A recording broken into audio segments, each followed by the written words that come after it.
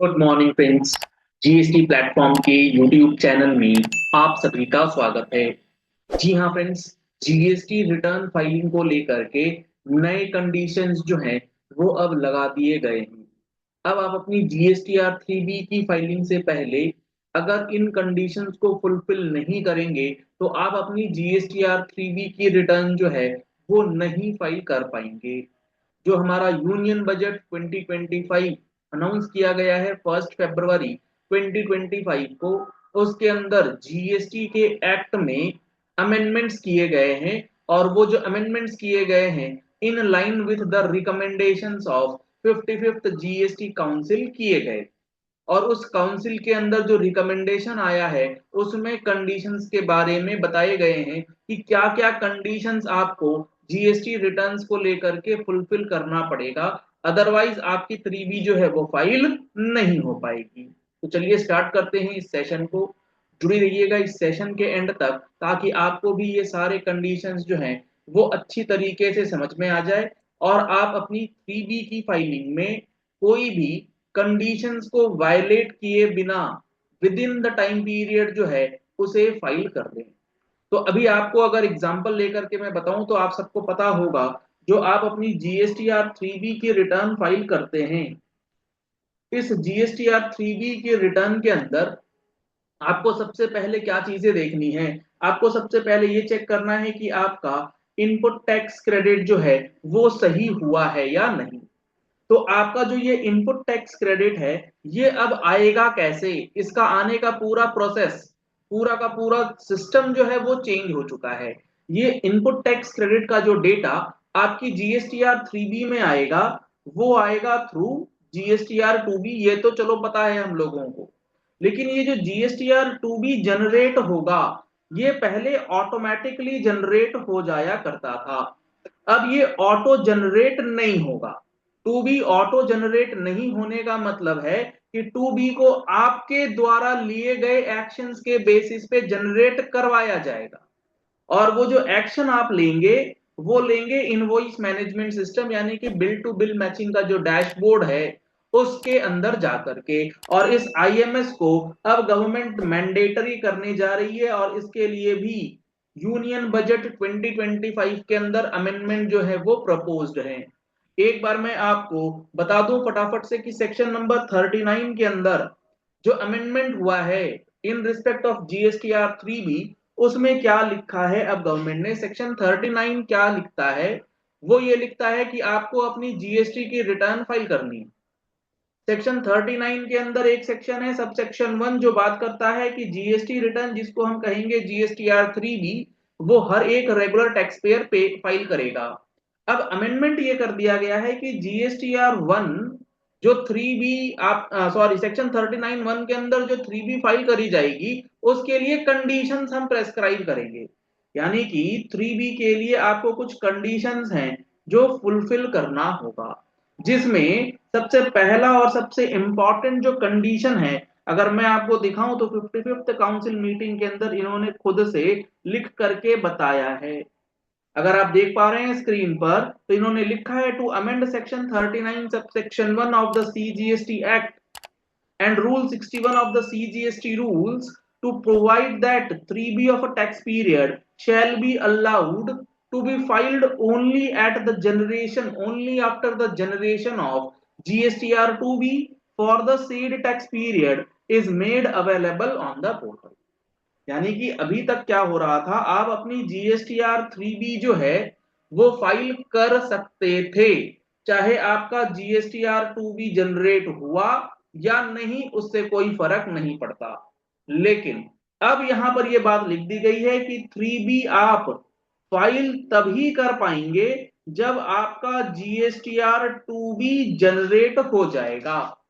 इसका इम्पैक्ट समझिएगा। मान लीजिए बात करते हैं जनवरी 2025 की, तो जनवरी 2025 की जो जीएसटीआर 3B है उसकी फाइलिंग कब तक होनी है, 20 फरवरी 2025 या उससे पहले। अभी के सिचुएशन में ऐसा नहीं है कि आप अगर चाहें तो आप 1 फरवरी 2025 को अपनी जीएसटीआर 3B फाइल नहीं कर सकते।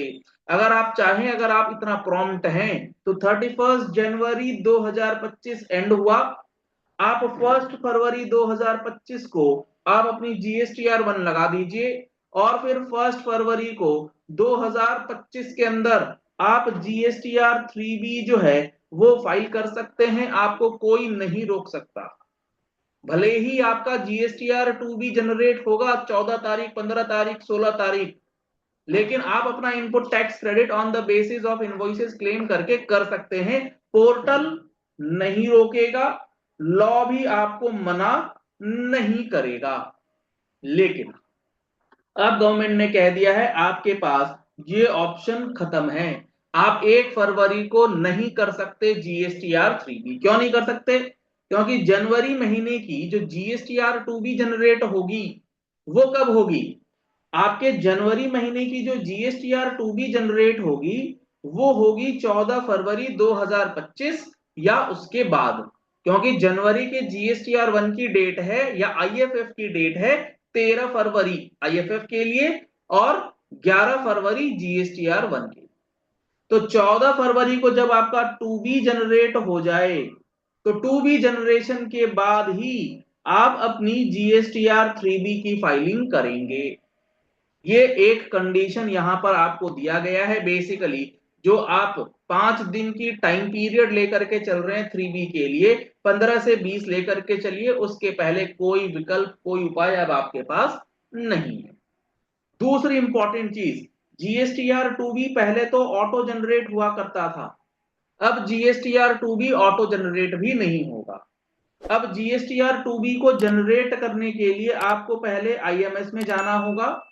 IMS में जाने के बाद या तो आप इनवॉइसेस पर कोई एक्शन मत लीजिए, उस पर नो एक्शन रहने दीजिए, या आपको अगर इनवॉइसेस पर एक्शन लेना है तो जिस बिल को एक्सेप्ट करना है आप एक्सेप्ट कीजिए, जिस बिल को आप रिजेक्ट करना चाहते हैं आप उन बिल्स को रिजेक्ट कर सकते हैं, जिन बिल्स को आप पेंडिंग रखना चाहते हैं आप उस पर पेंडिंग रख सकते हैं। इनमें से कोई भी आप एक action, no action is also an action, आप कोई एक्शन मत लीजिए, एक्सेप्ट कर लीजिए, चाहे रिजेक्ट कर लीजिए, चाहे पेंडिंग कर लीजिए, लेकिन करना क्या है, आपको नीचे कंप्यूट GSTR 2B का एक बटन दिया गया है, आप जब तक इस बटन पर क्लिक नहीं करेंगे, compute GSTR 2B for a particular tax period, चाहे दिसंबर 24 हो चाहे जनवरी 25 हो, आपका GSTR 3B का फाइलिंग जो है वो नहीं होगा, क्योंकि GSTR 2B जनरेट होगा उसके बाद ही आप 3B फाइल कर पाएंगे। और 2B जनरेट कब होगा? जब आप IMS में जाकर के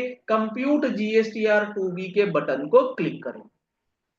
तो यहां पर GST रिटर्न का जो पूरा मैकेनिज्म है, पूरा प्रोसेस है, वो अब बदलने जा रहा है।